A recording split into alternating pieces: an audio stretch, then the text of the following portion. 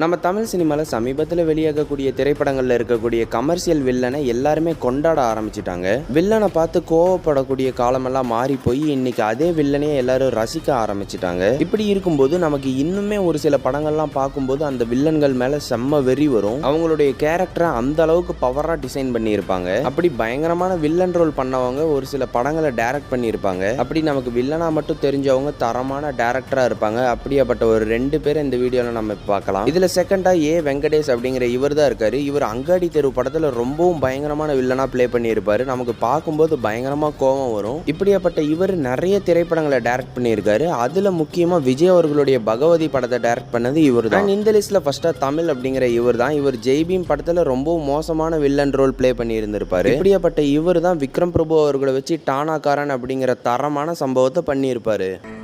என்ன சாதின்னு கேட்டேன். பொது இடத்துல சாதி சொல்ற பழக்கம் இல்லையா?